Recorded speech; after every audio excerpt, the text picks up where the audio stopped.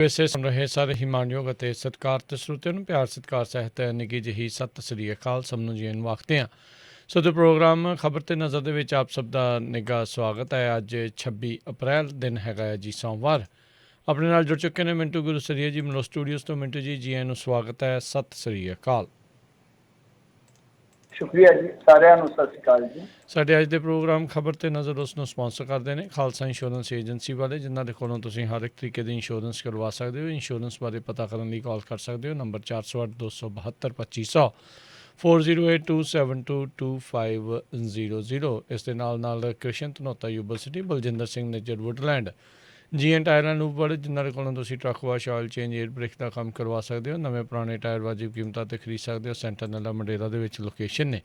ਕਾਲ ਕਰ ਸਕਦੇ ਹੋ Nima Sahota 209 270 0113, West Coast truck driving school Fresno ਵਾਲੇ, ਜਿਨ੍ਹਾਂ ਦੇ ਕੋਲੋਂ ਤੁਸੀਂ ਹਰ ਟਰੱਕ ਸਿੱਖਣ ਦਾ ਕੰਮ ਜਿਹੜਾ ਜੀ ਉਹ ਲੈ ਸਕਦੇ ਹੋ। ਅਜੀਤ ਟਟਵਾਲ ਹੁਣਾਂ ਨੂੰ ਕਾਲ ਕਰੋ 559 374 45 41 ਦੇ ਉੱਤੇ।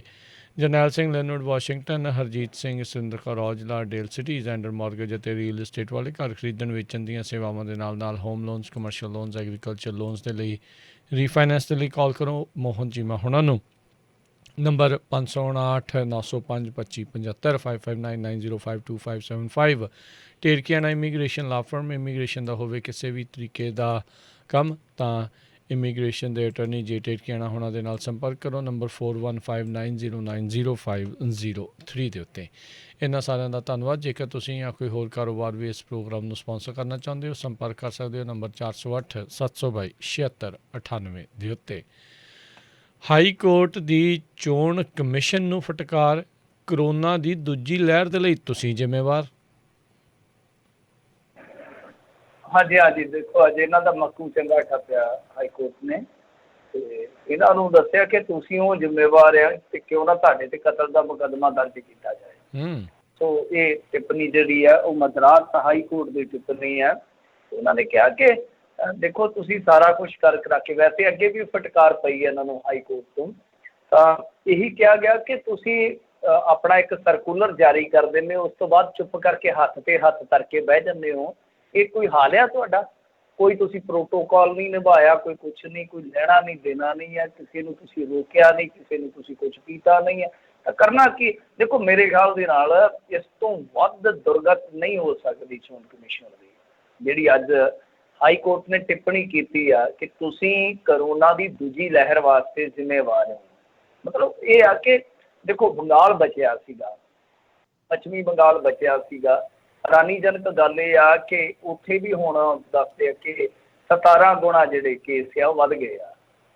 ਉਹਦੇ ਵਿੱਚ ਕਿਤੇ ਨਾ ਕਿਤੇ ਮਦਰਾਸ ਹਾਈ ਕੋਰਟ ਜਿਹੜੀ ਹੈ, ਜੇ ਆਪਾਂ ਦੇਖੀਏ ਤਾਂ ਉਸ ਇਲਾਕੇ ਦੇ ਵਿੱਚ ਜਿੱਥੇ ਇਲੈਕਸ਼ਨ ਹੋ ਰਹੇ ਸੀ, ਤਾਮਿਲਨਾਡੂ ਆ, ਬੰਗਾਲ ਹੈ, ਕਿ ਉਹ ਉਧਰ ਵੀ ਕਰੋਨਾ ਜਿਹੜਾ ਕਿ ਪਹਿਲਾਂ ਘੱਟ ਸੀਗਾ ਉਧਰ ਜ਼ਿਆਦਾ ਹੋ ਗਿਆ। ਹੁਣ ਵਿਪਤਾ ਸਾਰਿਆਂ ਨੂੰ ਪਈ ਖਲੋਤੀ ਆ, ਸਮਝ ਨਹੀਂ ਆ ਰਹੀ ਕਿ ਕੀ ਬਣਿਆ ਕੀ ਨਹੀਂ ਬਣਿਆ, ਹੁਣ ਕੀ ਅੱਗੇ ਬਣੂਗਾ, ਬਹੁਤ ਵੱਡੇ ਸਵਾਲ ਨੇ।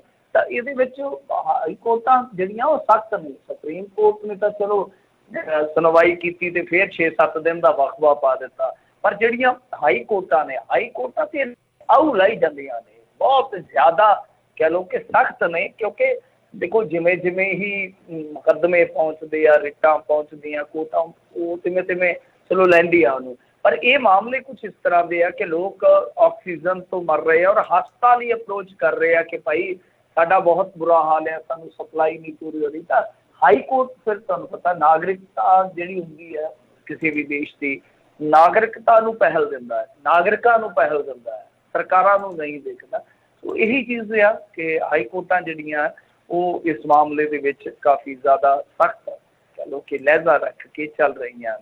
ਇਹਨਾਂ ਨੇ ਹੋਰ ਵੀ ਕੁਛ ਗੱਲਾਂ ਕਹੀਆਂ, ਚੇਤਾਵਨੀ ਵੀ ਦਿੱਤੀ ਹੈ ਕਿ ਜੇਕਰ 2 ਮਈ ਨੂੰ COVID-19 ਨਾਲ ਜੁੜੇ ਦਿਸ਼ਾ ਨਿਰਦੇਸ਼ਾਂ ਦਾ ਪਾਲਣ ਨਹੀਂ ਹੋਇਆ, ਮਤਲਬ ਕਿ ਜਿਸ ਦਿਨ ਵੋਟਾਂ ਦੀ ਗਿਣਤੀ ਹੈ, ਤਾਂ ਉਹ ਜੇ ਤੁਸੀਂ ਬਲੂ ਪ੍ਰਿੰਟ ਉਹਦਾ ਤਿਆਰ ਨਾ ਕੀਤਾ ਤਾਂ ਤੁਹਾਡੀ ਗਿਣਤੀ ਤੇ ਰੋਕ ਲਾ ਦੇਵਾਂਗੇ ਅਸੀਂ।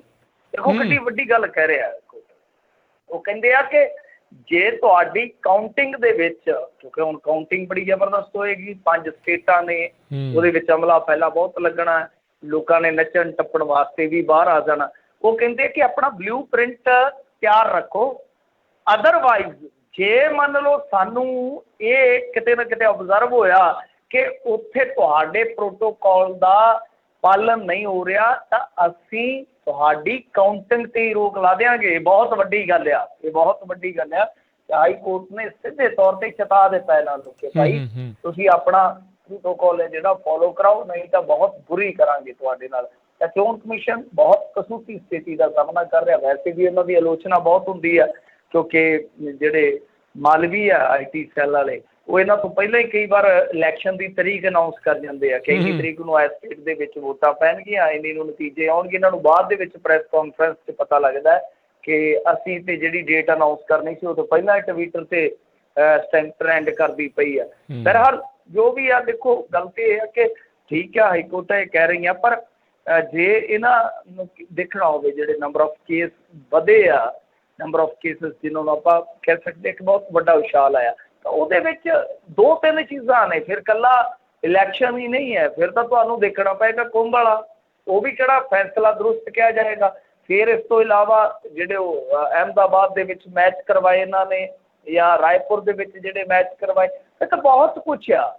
ਹੁਣ ਤਾਂ ਕੁਛ ਵੀ ਕਹੀ ਜਾਓ ਤਾਂ ਦੇਖੋ ਸਭ ਤੋਂ ਵੱਡਾ ਜ਼ਿੰਮੇਵਾਰ ਤੇ ਇਸ ਮੁਲਕ ਦੇ ਵਿੱਚ ਕਹੀਏ ਤਾਂ ਪ੍ਰਧਾਨ ਮੰਤਰੀ ਆ। ਪ੍ਰਧਾਨ ਮੰਤਰੀ ਨੇ ਡਾਵੋਸ ਦੇ ਵਿੱਚ ਕਿਹਾ ਕਿ ਅਸੀਂ ਜੰਗ ਜਿੱਤ ਚੁੱਕੇ ਆ। ਸਾਰਾ ਇਹਨਾਂ ਨੇ ਡਾਟਾ ਜਿਹੜਾ ਉਹ ਜਾਰੀ ਕੀਤਾ ਕਿ ਅਸੀਂ ਜੰਗ ਜਿੱਤ ਚੁੱਕੇ ਆ ਜੀ। ਤੋ ਇਹ ਆਪਣੇ ਆਪ ਦੇ ਵਿੱਚ ਹੁਣ ਦੇਖੋ ਇੱਕ ਹੈ ਤਰਕ ਕਿ ਜਦੋਂ ਪ੍ਰਧਾਨ ਮੰਤਰੀ ਆਪਣੀ ਪਿੱਠ ਥਾਪ ਰਿਹਾ ਸੀਗਾ, ਜਦੋਂ ਭਾਰਤੀ ਜਨਤਾ ਪਾਰਟੀ ਦੀ ਕਾਰਜਕਾਰਨੀ ਜਿਹੜੀ ਹੈ ਉਹ ਇਸ ਮਾਮਲੇ ਦੇ ਵਿੱਚ ਪ੍ਰੇਜ਼ ਕਰ ਰਹੀ ਸੀਗੀ ਪ੍ਰਧਾਨ ਮੰਤਰੀ, ਤਾਂ ਸਿੱਧੇ ਤੌਰ ਤੇ ਜ਼ਿੰਮੇਵਾਰ ਕੋਈ ਇੱਕ ਥਾਂ ਨਹੀਂ ਹੈਗੀ, ਇੱਕ ਧਿਰ ਨਹੀਂ ਹੈਗੀ ਇੱਥੇ। ਜ਼ਿੰਮੇਵਾਰੀਆਂ ਜੇ ਲੈਣ ਦੀ ਗੱਲ ਆਵੇ ਤਾਂ ਬਹੁਤ ਸਾਰੇ ਲੋਕ ਜ਼ਿੰਮੇਵਾਰ, ਇਕੱਲਾ ਚੋਣ ਕਮਿਸ਼ਨ ਨਹੀਂ। ਮੈਂ ਕਹੂੰਗਾ ਚੋਣ ਕਮਿਸ਼ਨ ਨੂੰ ਤਾਂ ਮੈਂ ਬੋੜਾ ਬਘਿਆੜ ਕਹਿੰਦਾ ਹੁੰਦਾ ਕਿ ਇਹਨਾਂ ਦੇ ਤਾਂ ਪੱਲੇ ਹੀ ਕੱਖ ਨਹੀਂ ਹੈਗਾ, ਕੁਛ ਨਹੀਂ ਪੱਲੇ ਹੈਗਾ। ਜੇ ਇਹਨਾਂ ਦੇ ਪੱਲੇ ਹੁੰਦਾ, ਤੁਸੀਂ ਵੇਖੋ ਗੱਲ ਸੁਣੋ, ਆਪਣੇ ਆਪ ਇਹ ਕਹਿੰਦੇ ਆ ਕਿ ਕਰੋਨਾ ਬੜਾ ਖਤਰਨਾਕ ਆ। ਜੇ ਕਰੋਨਾ ਨੂੰ ਇੰਨਾ ਹੀ ਖਤਰਨਾਕ ਸਮਝਦੇ ਆ ਤਾਂ ਫਿਰ ਜਿਹੜੇ ਫੇਜ਼ ਆ ਰੱਖੇ ਆ 3-4 ਇਹਨਾਂ ਨੇ ਐਕਸਟਰਾ, ਤਾਂ ਘੱਟੋ ਘੱਟ ਇਹੀ ਮਿਲਾ ਕੇ ਇੱਕ ਕਰ ਦਿੰਦੇ। ਚਲੋ 3-4 ਫੇਜ਼ ਹੋ ਗਏ, ਜਿਹੜੇ ਇਲੈਕਸ਼ਨ ਦੇ ਗੇੜ ਹੋ ਗਏ, ਠੀਕ ਆ। ਬੰਗਾਲ ਦੇ ਵਿੱਚ ਕਰ ਲਿਆ ਤੁਸੀਂ, ਉਹ ਜਿਹੜੇ 4 ਦੂਜੇ ਸੀਗੇ ਮਤਲਬ ਕਿ ਜਿਹੜੇ 10-12 ਅਪ੍ਰੈਲ ਤੋਂ ਸ਼ੁਰੂ ਹੋਇਆ, ਉਹ ਚਾਰੇ ਇੱਕ 'ਚ ਕਰ ਦਿੰਦੇ ਤਾਂ ਕਿੰਨਾ ਫਰਕ ਪੈ ਸਕਦਾ ਸੀਗਾ। ਇਸ ਕਰਕੇ ਮੈਂ ਸਮਝਦਾ ਕਿ ਕੋਈ ਇੱਕ ਤੇ ਇੱਥੇ ਜ਼ਿੰਮੇਵਾਰ ਨਹੀਂ ਹੈ। ਜ਼ਿੰਮੇਵਾਰੀਆਂ ਲੈਣ ਦੀ ਜੇ ਗੱਲ ਆਈਏ ਕਰੀਏ ਤਾਂ ਫਿਰ ਬਹੁਤ ਸਾਰੀਆਂ ਧਿਰਾਂ ਜ਼ਿੰਮੇਵਾਰ ਨੇ, ਪਰ ਕਿਸੇ ਨੇ ਜ਼ਿੰਮੇਵਾਰੀ ਇੱਥੇ ਲੈਣੀ ਨਹੀਂ। ਸਾਰੀਆਂ ਜ਼ਿੰਮੇਵਾਰੀਆਂ ਜਨਤਾ ਤੇ ਸੁੱਟ ਕੇ ਮੁਕਤ ਹੋ ਜਾਣਗੇ। ਜੀ ਜੀ ਬਿਲਕੁਲ। ਅਗਲੀ ਗੱਲ ਕਰੀਏ, PM ਕੇਅਰਸ ਵਿੱਚੋਂ ਆਏ ਵੈਂਟੀਲੇਟਰਾਂ ਦੀ ਕਹਾਣੀ ਵੀ ਆ ਗਈ ਹੈ ਸਾਹਮਣੇ। ਇਹ PM ਨੇ ਕੇਅਰ ਤਾਂ ਕੀਤੀ ਨਹੀਂ ਲੱਗਦਾ।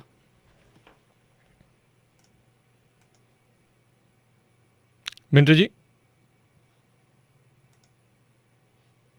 ਦੇਖੀਏ ਤਾਂ ਮੋਦੀ ਸਰਕਾਰ ਨੂੰ ਬਹੁਤ ਜ਼ਿਆਦਾ ਨਿਸ਼ਾਨੇ ਤੇ ਲੈ ਰਹੇ। ਨਿਊਯਾਰਕ ਟਾਈਮਸ ਦੇ ਤੁਸੀਂ ਦੇਖੋਗੇ ਤਾਂ ਉਹਨਾਂ ਦੇ ਸ਼ਬਦ ਜਿਹੜੇ ਆ ਉਹ ਇੱਕ ਵਿੰਨ ਕੇ ਰੱਖ ਦੇਣ ਵਾਲੇ ਆ ਕਿ ਇਹ ਅੰਕੜਿਆਂ ਨਾਲ ਵੀ ਹੇਰ-ਫੇਰ ਕਰ ਰਹੇ ਆ। ਜਦੋਂ ਅਸੀਂ ਕਹਿ ਰਹੇ ਸੀਗੇ ਕਿ ਇਹ ਸਧਾਰਨ ਬਿਮਾਰੀਆਂ ਨੂੰ ਅੰਕੜਿਆਂ 'ਚ ਇੱਧਰ ਗਿਣਦੇ ਆ ਤਾਂ ਉਦੋਂ ਕੋਈ ਯਕੀਨ ਨਹੀਂ ਸੀ ਕਰਦਾ।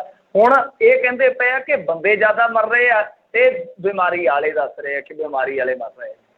ਦੇਖੋ ਜਿਹੜੀ ਸਰਕਾਰ ਇਸ ਤਰ੍ਹਾਂ ਕਰ ਸਕਦੀ ਹੈ ਤਾਂ ਉਸ ਤਰ੍ਹਾਂ ਵੀ ਕਰ ਸਕਦੀ ਹੈ। ਮੰਨਣਾ ਪਏਗਾ ਤੁਹਾਨੂੰ ਇਸ ਸਰਕਾਰ ਦੇ ਕਿਤੇ ਨਾ ਕਿਤੇ ਕੰਮਕਾਰ ਦੇ ਵਿੱਚ ਬੇਈਮਾਨੀ ਦੇ ਅੰਸ਼ ਤੇ ਹੈਗੇ ਆ, ਸਾਰੇ ਮਾਮਲਿਆਂ 'ਚ ਦੇਖੇ ਜਾਂਦੇ ਆ। ਖੈਰ ਦੇਖੋ ਗੱਲ ਕੀ ਆ ਕਿ ਚਲੋ ਕੌਮਾਂਤਰੀ ਮੀਡੀਆ ਜੋ ਵੀ ਨਜ਼ਰੀਆ ਰੱਖਦਾ ਠੀਕ ਆ, ਪਰ BBC ਨੇ ਜਿਹੜੀ ਰਿਪੋਰਟ ਕੀਤੀ ਆ ਉਸ ਪੱਤਰਕਾਰਤਾ ਨੂੰ ਵੀ ਕਹਾਂਗੇ ਕਿ ਨੰਬਰ ਦੇਣੇ ਚਾਹੀਦੇ ਆ।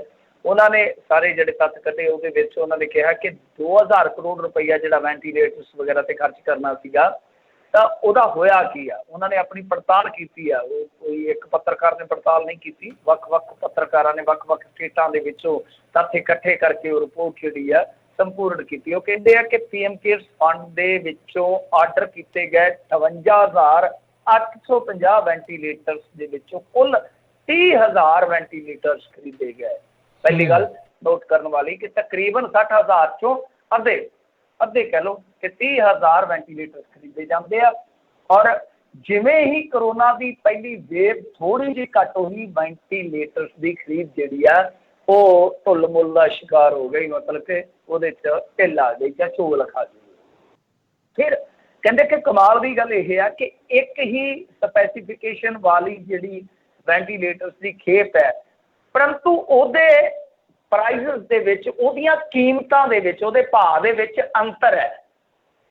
समझते हो ना कि मतलब कि एक ही मशीन है, फर्ज करो एक ही फोन है, ਉਹਦੇ ਸਾਰੇ फीचर ਇੱਕੋ ਜਿਹੇ ਆ ਤੇ बस मतलब कि कह सकते हो ਤੁਸੀਂ हो सकता कि मार्के का फर्क हो जाए, पर रेट ਦੇ ਵਿੱਚ ਭਾਰੀ ਅੰਤਰ ਹੈ ਜਿਹੜਾ ਕਿ ਵੈਂਟੀਲੇਟਰਸ ਦੇ ਵਿੱਚ ਕਹਿੰਦੇ ਕਿ ਨਹੀਂ ਹੋਣਾ ਚਾਹੀਦਾ। ਫਿਰ ਉਹ ਕਹਿੰਦੇ ਬਿਹਾਰ, यूपी, छत्तीसगढ़, राजस्थान वर्गे राज्यों के कई ਹਸਪਤਾਲਾਂ 'ਚ PM केयर्स ਦੇ ਵੈਂਟੀਲੇਟਰ धूड़ चट रहे हैं, मतलब कि वो खोले ही नहीं जा रहे, वरते ही नहीं जा रहे। कई जगह तो कहते हैं कि ये आए आ लोगों के मतलब कि उत्थे शिकायत शिकवे आए आ कि भाई ये जिहड़े वेंटीलेटर आ ठीक ढंग नाल काम ही नहीं करते।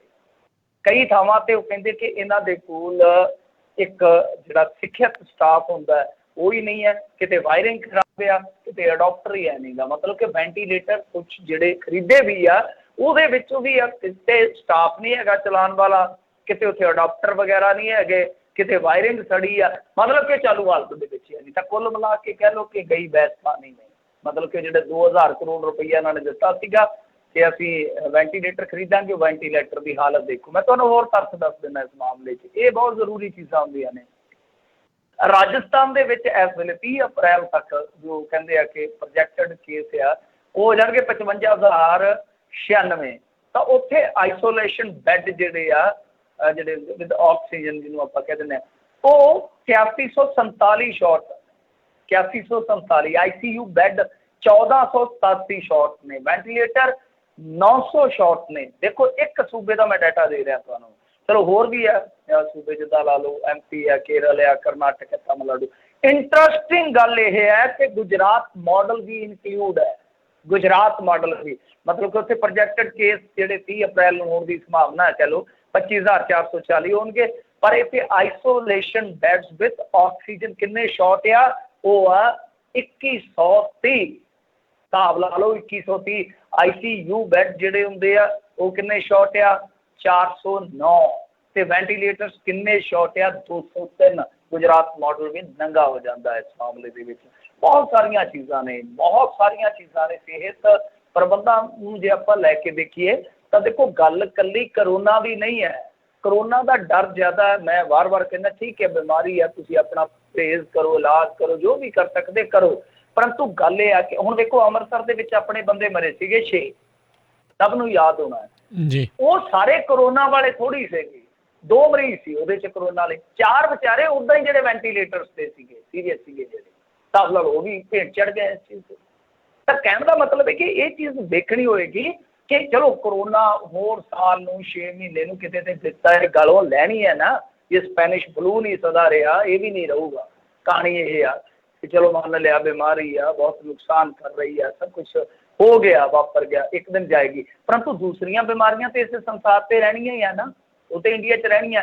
वो सेहत प्रबंधों के नाल ही किते ना किते कह लो कि ठीक कीतियां जा सकदियां। पर सेहत प्रबंध तुसीं देख लो कि जे हुण भी ठीक नहीं होए, अनंत काल हिंदी का एक शब्द इस्तेमाल किया जाता है, अनंत काल, कि कदे भी नहीं लगता ही नहीं कि वो फिर वो समा ही नहीं आना शायद जो असीं ये उम्मीद करिए कि इत्थे सब कुछ ठीक हो जाऊगा, दुरुस्त हो जाऊगा। जे हुण नहीं, कितना बजट इन्हों ने रखा, कितना रौला पाया, कुछ भी नहीं हो रहा।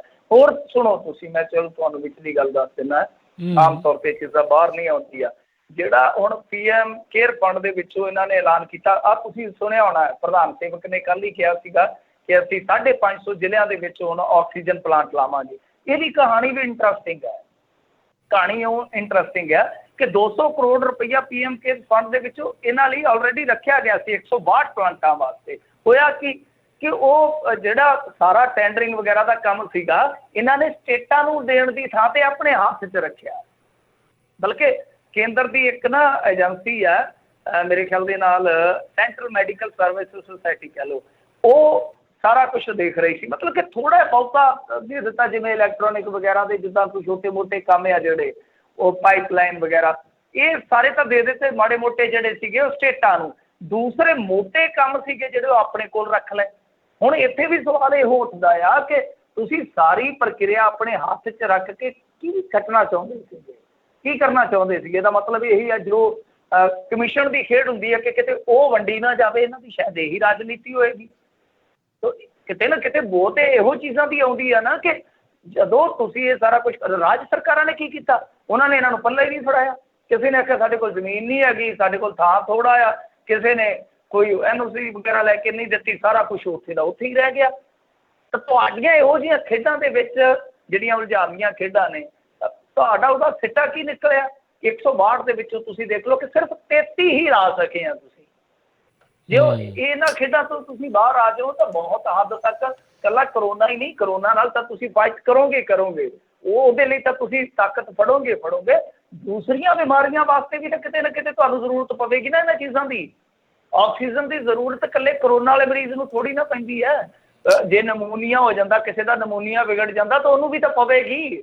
ਇਹ ਚੀਜ਼ਾਂ ਸੋਚਣ ਵਾਲੀਆਂ, ਵਿਚਾਰਨ ਵਾਲੀਆਂ, ਪਰ ਇੱਥੇ ਇਹ ਗੱਲਾਂ ਜਿਹੜੀਆਂ ਨਹੀਂ ਕੱਢ ਰਹੇ ਮੀਡੀਆ ਆਊਟਲੈਟ ਵੀ। ਤੁਹਾਨੂੰ ਪਤਾ 2-3 ਦਿਨ ਇਹਨਾਂ ਨੇ ਰੌਲਾ ਪਾਇਆ, ਜਿੰਨੇ ਵੱਡੇ ਮੀਡੀਆ ਆਊਟਲੈਟ ਸੀਗੇ, ਵੱਡੇ ਚੈਨਲ ਸੀਗੇ, ਉਹ ਸਾਰੇ ਹੁਣ ਹੌਲੀ ਹੌਲੀ ਖਾਮੋਸ਼ ਹੁੰਦੇ ਜਾਂਦੇ ਆ। ਜਿਵੇਂ ਸ਼ਤਰੂਘਨ ਕਹਿੰਦੇ ਨਾ, ਖਾਮੋਸ਼, ਬਸ ਖਾਮੋਸ਼।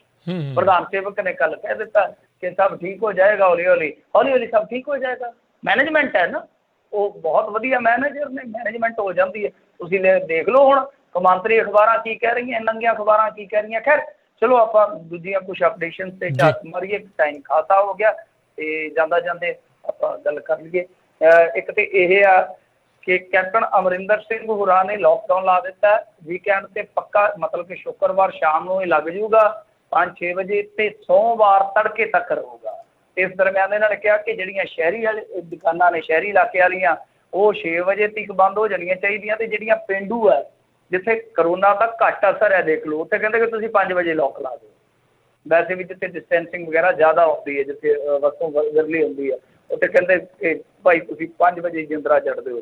ਸੋ ਐਸੀਆਂ ਇਹਨਾਂ ਨੇ ਹੁਣ ਸ਼ਰਤਾਂ ਕਹਿ ਲਓ, ਸਖਤਾਈਆਂ ਕਹਿ ਲਓ, ਕਰ ਦਿੱਤੀਆਂ ਨੇ। ਦੇਖੋ ਕੀ ਫਰਕ ਪੈਂਦਾ। ਖੈਰ ਜੇ ਆਪਾਂ ਦੇਖੀਏ ਇਸ ਮਾਮਲੇ ਦੇ ਵਿੱਚ ਪਾਕਿਸਤਾਨ ਨੇ ਪ੍ਰਪੋਜ਼ ਕੀਤਾ ਇਹਨਾਂ ਨੂੰ, ਮੇਰੇ ਖਿਆਲ ਦੇ ਨਾਲ, ਕਿ ਭਾਈ ਤੁਸੀਂ ਇਮਦਾਦ ਲੈਣੀ ਚਾਹੋ ਤੇ ਅਸੀਂ ਵੈਂਟੀਲੇਟਰ ਵਗੈਰਾ ਤੁਹਾਨੂੰ ਭੇਜ ਸਕਦੇ। ਚਾਈਨਾ ਨੇ ਵੀ ਕਿਹਾ। ਵੈਸੇ ਪਾਕਿਸਤਾਨ ਤੋਂ ਜੇ ਚੀਜ਼ਾਂ ਮੰਗਾ ਲਈਆਂ ਜਾਣ, ਮੇਰੇ ਖਿਆਲ ਦੇ ਨਾਲ ਪੰਜਾਬ, ਹਰਿਆਣਾ, ਦਿੱਲੀ, ਇਹ ਨਾਰਥ ਏਰੀਆ ਦੇ ਜਿਹੜੇ ਸਟੇਟ ਨੇ, ਮੇਰੇ ਖਿਆਲ ਦੇ ਨਾਲ ਇਸ ਇਲਾਕੇ ਦੇ ਵਿੱਚ ਕਾਫੀ ਫਰਕ ਪੈ ਸਕਦਾ। ਸੋਚਣਾ ਚਾਹੀਦਾ, ਕਿਉਂਕਿ ਦੇਖੋ ਇਹ ਇੱਕ ਜੈਸਚਰ ਹੁੰਦਾ। ਵੈਸੇ ਤਾਂ ਚਲੋ ਪ੍ਰਪੋਜ਼ਲ ਦਿੰਦੇ ਨੇ ਇੱਕ ਦੂਜੇ ਨੂੰ, ਦੇਸ਼ ਸਵੀਕਾਰ ਕਰਨਾ ਚਾਹੀਦਾ, ਪ੍ਰਵਾਨ ਕਰਨਾ ਚਾਹੀਦਾ। ਚਾਈਨਾ ਵੀ ਇਮਦਾਦ ਦੀ ਪੇਸ਼ਕਸ਼ ਤਾਂ ਦੇ ਰਿਹਾ, ਪਰ ਮੇਰੇ ਖਿਆਲ ਦੇ ਨਾਲ ਹਾਲੇ ਕੋਈ ਸਵੀਕਾਰ ਨਹੀਂ ਕੀਤੀ। ਅਮਰੀਕਾ ਥੋੜ੍ਹਾ ਜਿਹਾ ਪਹਿਲਾਂ ਕਹਿ ਲਓ ਕਿ ਝੱਕਦਾ ਜਿਹਾ ਸੀਗਾ, ਹੁਣ ਉਹਨਾਂ ਨੇ ਵੀ ਦਿਲ ਖੋਲ੍ਹ ਕੇ ਐਲਾਨ ਕਰ ਦਿੱਤਾ। ਆਸਟ੍ਰੇਲੀਆ ਨੇ ਐਲਾਨ ਕੀਤਾ, ਫਰਾਂਸ ਨੇ ਐਲਾਨ ਕੀਤਾ, ਹੋਰ ਕਈ ਮੁਲਕ ਜਿਹੜੇ ਅੱਗੇ ਆ ਰਹੇ ਆ ਕਿ ਅਸੀਂ ਤੁਹਾਡੇ ਨਾਲ ਖਲੋਤੇ ਹਾਂ। ਸੰਯੁਕਤ ਅਰਬ ਅਮੀਰਾਤ ਨੇ ਵੱਖਰੇ ਅੰਦਾਜ਼ ਦੇ ਵਿੱਚ ਬੁਰਜ ਖਲੀਫਾ 'ਚ ਉਹ ਤਿਰੰਗਾ ਬਣਾ ਕੇ ਉਹਨਾਂ ਨੇ ਇਹਨਾਂ ਦਾ ਜੋਸ਼ ਵਧਾਇਆ ਸੀਗਾ। ਮੇਰੇ ਖਿਆਲ ਦੇ ਨਾਲ ਸਾਊਦੀ ਅਰਬ ਤੋਂ ਵੀ ਆਕਸੀਜਨ ਆ ਰਹੀ ਹੈ ਤੇ ਲਿਆ ਅਡਾਨੀ ਜਿਹੜਾ ਰਿਹਾ, ਉਹ ਅਡਾਨੀ ਦਾ ਵੀ ਤੁਹਾਨੂੰ ਪਤਾ ਹੀ ਆਪਣਾ ਕੋਈ ਨਾ ਕੋਈ ਡੰਗਾ ਹੁੰਦਾ ਵਿੱਚ, ਕੋਈ ਨਾ ਕੋਈ। ਵੈਸੇ ਸਾਊਦੀ ਅਰਬ ਤੋਂ ਇਹਨਾਂ ਨੇ ਤੇਲ ਖਰੀਦਣਾ ਬੰਦ ਕਰਕੇ, ਇੱਕ ਤਰ੍ਹਾਂ ਨਾਲ ਕਹਿ ਲਓ ਕਿ ਬੰਦ ਤਾਂ ਨਹੀਂ ਪੂਰਾ ਕਹਿ ਸਕਦੇ, ਘੱਟ ਕੀਤਾ ਸੀਗਾ। ਤਾਂ ਇੱਕ ਤਰ੍ਹਾਂ ਨਾਲ ਥੋੜ੍ਹਾ ਜਿਹਾ ਵਿਗਾੜ ਲੱਗਦਾ ਸੀ ਰਿਸ਼ਤਿਆਂ ਦੇ ਵਿੱਚ ਆਊਗਾ, ਪਰ ਲੱਗਦਾ ਹੈ ਅਡਾਨੀ ਸਾਹਿਬ ਸੁਧਾਰ ਦੇਣਗੇ ਸਭ ਕੁਛ। ਖੈਰ ਇਹ ਮੁੱਖ ਖਬਰਾਂ ਹੈ। ਜੇ ਆਪਾਂ ਹੋਰ ਦੇਖੀਏ ਤਾਂ ਬਹੁਤ ਕੁਛ ਹੈ। ਜੇ ਕਰੋਨਾ ਨੂੰ ਲੈ ਕੇ ਦੇਖੀਏ ਬਹੁਤ ਸਮਾਂ ਲੱਗੇਗਾ, ਜਦੋਂ ਤੁਸੀਂ ਦੂਸਰੇ ਬੁਲੇਟਿਨ ਦੇ ਵਿੱਚ ਕਰਦੇ ਰਹੋਗੇ। ਖੈਰ ਜਿਹੜੀ ਸਭ ਤੋਂ ਵੱਡੀ ਪੰਜਾਬ ਦੇ ਲਿਹਾਜ਼ ਨਾਲ ਆਪਾਂ ਖਬਰ ਦੇਖੀਏ ਤਾਂ ਇਹੀ ਹੈ ਕਿ 7-8 ਹਜ਼ਾਰ ਐਵਰੇਜ ਕੇਸ ਆ ਰਹੇ ਆ, ਬਾਹਰਲੀਆਂ ਸਟੇਟਾਂ 'ਚੋਂ ਮਰੀਜ਼ ਆ ਰਹੇ ਆ। ਲੋਕਡਾਊਨ ਜਿਹੜਾ ਪੱਕਾ ਹੋ ਗਿਆ, ਪਰ ਇਸ ਲੋਕਡਾਊਨ ਤੋਂ ਲੋਕ ਧਾਹਾਂ ਮਾਰ ਰਹੇ ਆ। ਕਾਰੋਬਾਰੀ ਬਹੁਤ ਜ਼ਿਆਦਾ ਦੁਖੀ ਆ।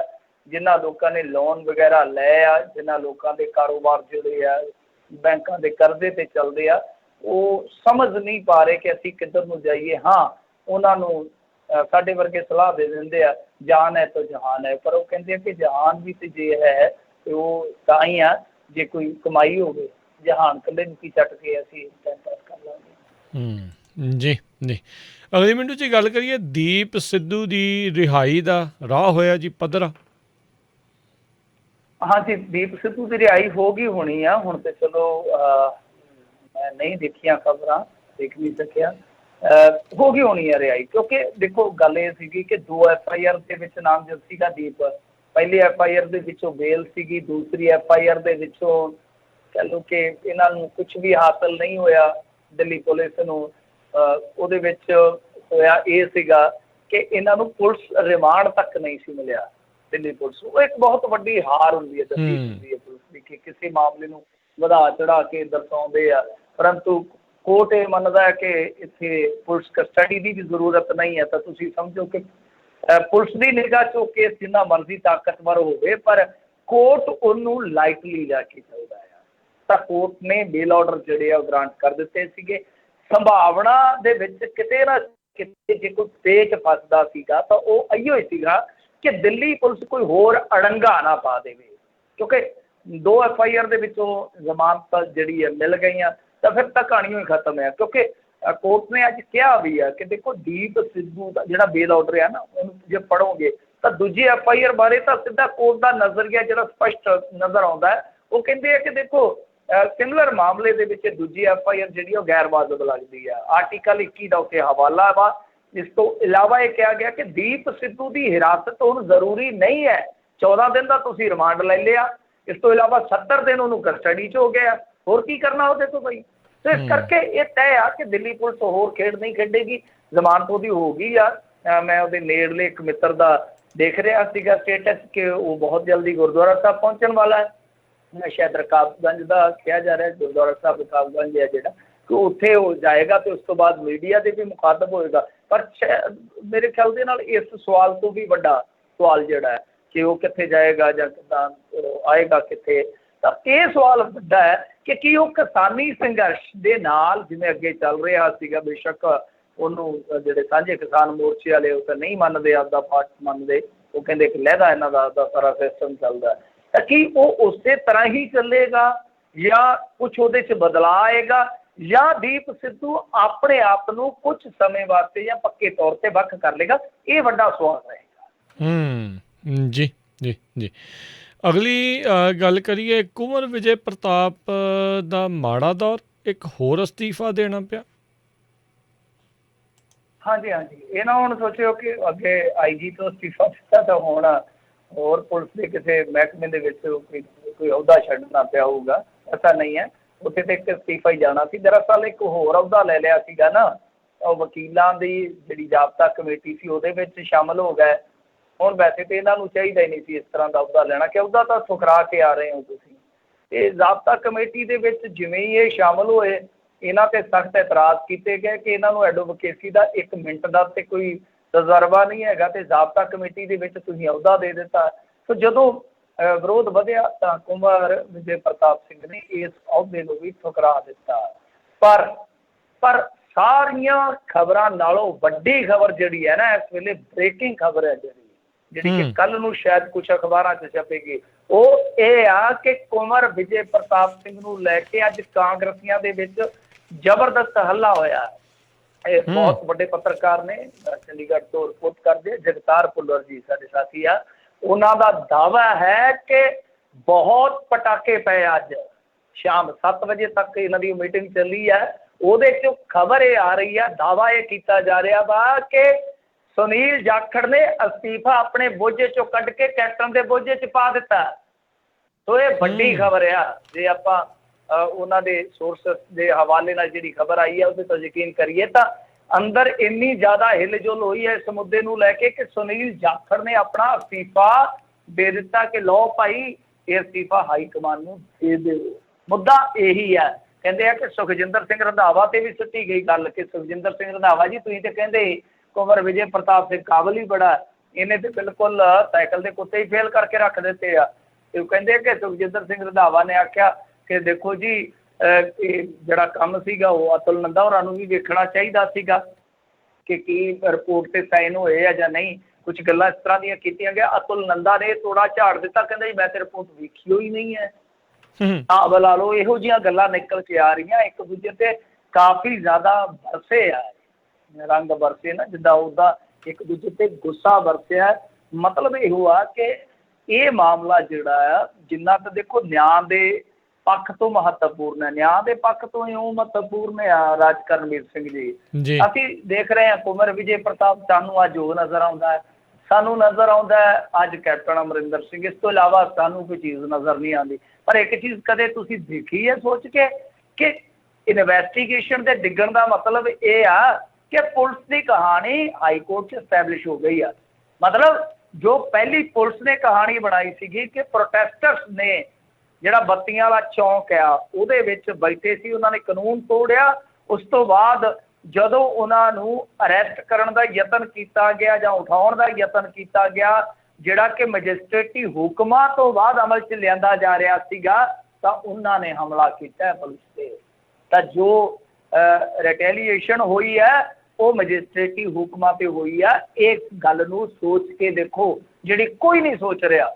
ਜਿਹੜੀ ਗੱਲ ਮੈਂ ਪਿਛਲੇ 2 ਸਾਲਾਂ ਤੋਂ ਕਹਿ ਰਿਹਾ, ਲਗਾਤਾਰ ਕਹਿ ਰਿਹਾ ਸੀਗਾ, ਉਹੀ ਗੱਲ ਹੋਈ ਹੈ ਕਿ ਦੇਖੋ ਇਸ FIR ਨੂੰ ਕੋਈ ਵੀ ਬੰਦਾ ਜਿਹੜਾ ਲੈ ਕੇ ਨਹੀਂ ਚੱਲ ਰਿਹਾ। ਅੱਜ ਜੇ ਤੁਸੀਂ ਉਹ 99 ਪੇਜ ਦਾ ਪੜ੍ਹੋਗੇ ਜੋ ਫੈਸਲਾ ਆਇਆ, ਉਹਦੇ 'ਚ ਪਹਿਲਾ ਗਰਾਊਂਡ ਹੀ ਇਹ ਆ ਡਬਲ FIR ਵਾਲਾ, ਕਿ ਕਿੱਦਾਂ ਤੁਸੀਂ ਇਹ ਕਰ ਸਕਦੇ ਹੋ। ਮਨੁੱਖੀ ਅਧਿਕਾਰਾਂ ਦਾ ਕਾਨੂੰਨ ਕਿੱਦਾਂ ਕਰ ਸਕਦੇ ਹੋ, ਆਰਟੀਕਲ 21 ਦਾ ਕਿੱਦਾਂ ਉਲੰਘਣ ਕਰ ਸਕਦੇ ਹੋ ਕਿ 60 ਬੰਦੇ ਜਿਹੜੇ ਆ ਇੰਜਰਡ ਹੋਏ ਆ, ਉਹਨਾਂ ਦੇ ਪ੍ਰੋਪਰ MLR ਵਗੈਰਾ ਹੈਗੇ ਆ, ਉਹਨਾਂ ਦੇ ਸਟੇਟਮੈਂਟ ਆ, ਤਾਂ ਤੁਸੀਂ ਉਹ FIR ਜਿਹੜੀ ਇਨਵੈਸਟੀਗੇਟ ਕਿਉਂ ਨਹੀਂ ਕੀਤੀ, ਸਭ ਤੋਂ ਵੱਡਾ ਸਵਾਲ ਆ। ਮੇਰੇ ਕਹਿਣ ਦਾ ਮਤਲਬ ਇਹ ਹੈ ਕਿ ਇਹ ਜਿਹੜੀ ਇਨਵੈਸਟੀਗੇਸ਼ਨ ਰੱਦ ਹੋਈ ਆ, ਚਾਹੇ ਉਹ ਕਿਸੇ ਕਰਕੇ ਹੋਈ ਆ, ਕੁਮਰ ਕਰਕੇ ਹੋਈ ਆ, ਚਾਹੇ ਇਹਨਾਂ ਦੇ ਕਹਿ ਲਓ ਘਟੀਆ ਰੋਲ ਕਰਕੇ ਹੋਈ ਆ, ਪਰ ਉਹਦਾ ਮਤਲਬ ਇਹ ਆ ਕਿ ਜਿਹੜੀ ਉਹ FIR ਪਹਿਲੀ FIR ਜੋ ਪੁਲਿਸ ਨੇ ਕਹਾਣੀ ਪੇਸ਼ ਕੀਤੀ, ਉਹ ਕਹਾਣੀ ਤੇ ਮੋਹਰ ਲੱਗਦੀ ਹੈ। ਸੋ ਇਹ ਚੀਜ਼ਾਂ ਸੋਚ ਕੇ ਅੱਗੇ ਚੱਲਣ ਦੀ ਜ਼ਰੂਰਤ ਹੈ। ਕੁਝ ਪੰਥਕ ਜਥੇਬੰਦੀਆਂ ਮੈਦਾਨ 'ਚ ਵਸ਼ ਆਉਣਗੀਆਂ, ਉਹਨਾਂ ਨੂੰ ਵੀ ਇਹ ਚੀਜ਼ ਮੱਦੇਨਜ਼ਰ ਰੱਖ ਲੈਣੀ ਚਾਹੀਦੀ ਹੈ। ਜੀ ਜੀ ਜੀ। ਅਗਲੀ ਗੱਲ, ਨਵਜੋਤ ਸਿੱਧੂ ਨੇ ਬੇਅਦਬੀ ਮਾਮਲੇ ਨੂੰ ਲੈ ਕੇ ਫਿਰ ਚੁੱਕੇ ਸਵਾਲ, ਸਾਧੇ ਨਿਸ਼ਾਨੇ।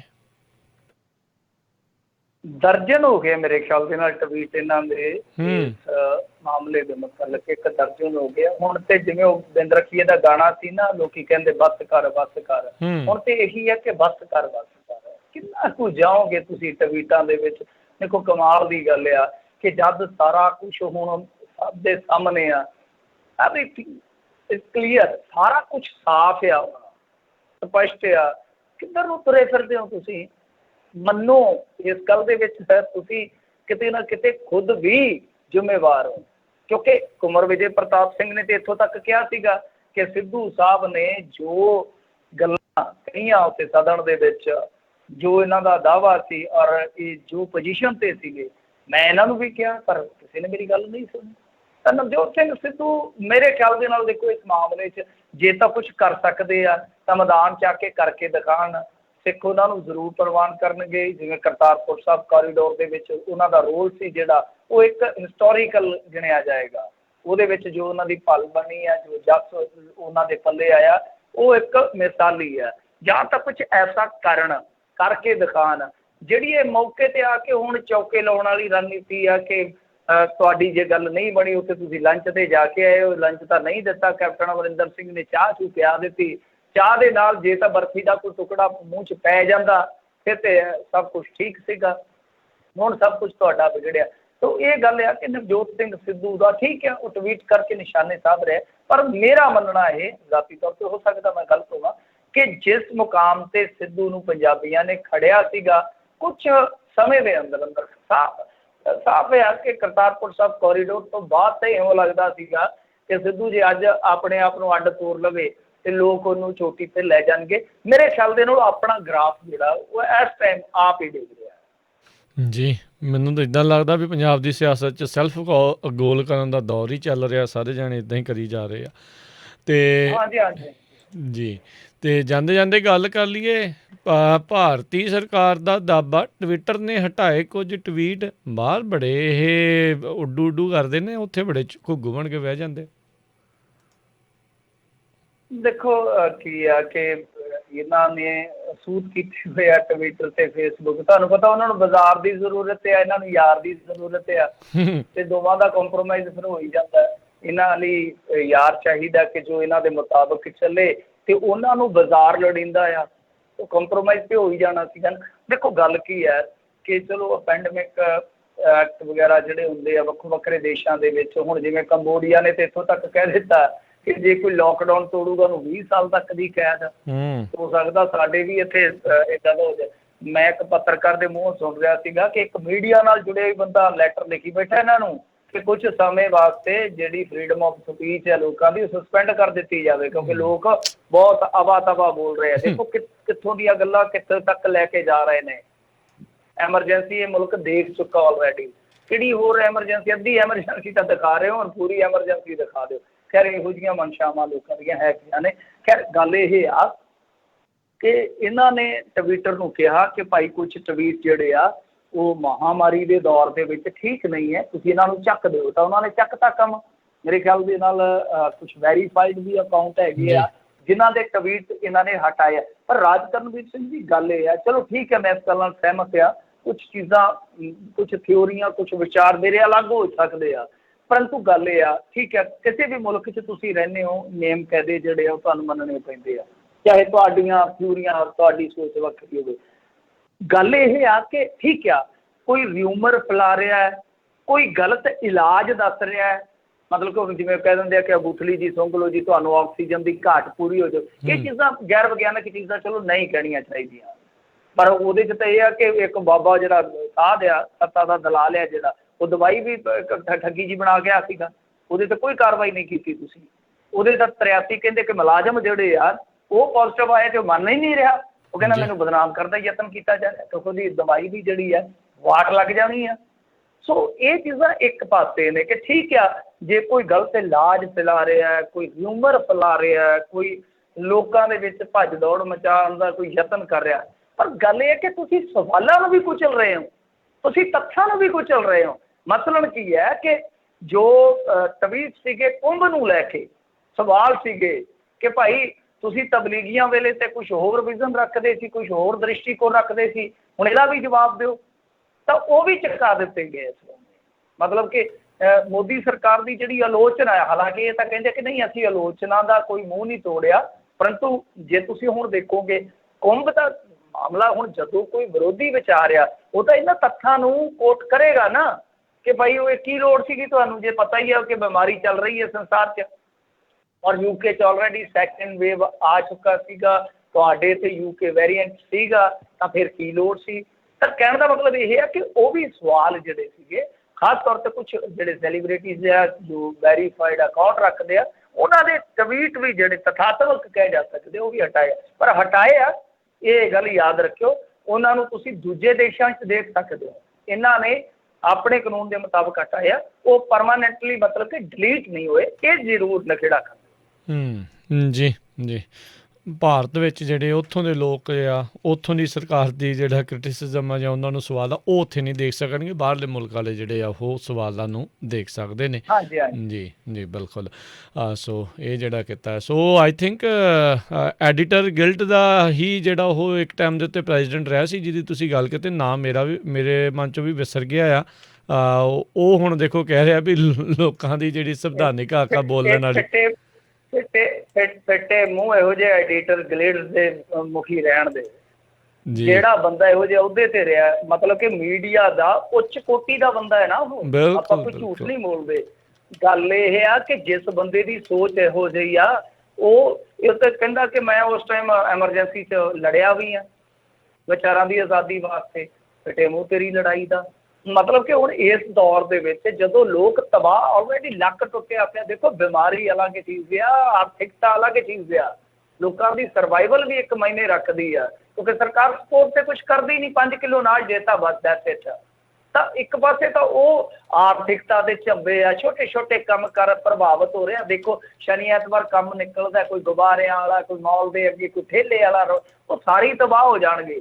ਦੂਜੀ ਗੱਲ ਇਹ ਹੈ ਕਿ ਚਲੋ ਠੀਕ ਆ, ਉਹ ਵੀ ਵਕਤੀ ਤੌਰ ਤੇ ਕੋਈ ਕੰਪਰੋਮਾਈਜ਼ ਕਰ ਲੈਣਗੇ ਕਿ ਚਲੋ ਕੋਈ ਗੱਲ ਨਹੀਂ, ਲੋਕਾਂ ਦੇ ਨਾਲ ਹੀ ਆ, ਪਰੰਤੂ ਜੇ ਤੁਸੀਂ ਵਿਚਾਰਾਂ ਦੀ ਆਜ਼ਾਦੀ ਵੀ ਖੋਹ ਲੈਂਦੇ ਹੋ ਇਸ ਬਹਾਨੇ, ਇਹਦਾ ਮਤਲਬ ਹੈ ਕਿ ਕੰਬੋਡੀਆ ਨੂੰ ਫਿਰ ਤੁਸੀਂ ਵੀ ਇਹ ਮੰਨ ਕੇ ਚੱਲਦੇ ਹੋ ਕਿ ਜਿਹੜਾ ਵੀ ਕੋਈ ਬੋਲੇ ਚੱਕ ਕੇ ਉਹਨੂੰ ਅੰਦਰ ਸੁੱਟ ਦਿਓ ਅਣਮਿੱਥੇ ਸਮੇਂ ਲਈ, ਅਨੰਤ ਕਾਲ ਲਈ। ਜੀ ਜੀ ਜੀ, ਤੇ ਮਿੰਟੂ ਜੀ ਬਹੁਤ ਬਹੁਤ ਧੰਨਵਾਦ, ਬੜੀ ਮਿਹਰਬਾਨੀ ਜੀ, ਮਿਲਦੇ ਹਾਂ ਜੀ ਅਗਲੀ ਵਾਰ, ਸਤਿ ਸ਼੍ਰੀ ਅਕਾਲ ਜੀ। ਸਤਿ ਸ਼੍ਰੀ ਅਕਾਲ ਜੀ। ਤੇ ਸਰੋਤਿਓ, ਇੱਥੇ ਸਾਡਾ ਅੱਜ ਦਾ ਇਹ ਪ੍ਰੋਗਰਾਮ ਹੁਣ ਸਮਾਪਤ ਹੈ, ਮਿਲਦੇ ਹਾਂ ਅਗਲੀ ਵਾਰ, ਤੱਕ ਲਈ ਮੇਰੇ ਵੱਲੋਂ ਵੀ ਤੁਹਾਨੂੰ ਸਭ ਨੂੰ ਪਿਆਰ ਸਤਿਕਾਰ ਸਹਿਤ ਸਤਿ ਸ਼੍ਰੀ ਅਕਾਲ। ਸੁਣਦੇ ਰਹੋ ਪੰਜਾਬੀ ਰੇਡੀਓ USA।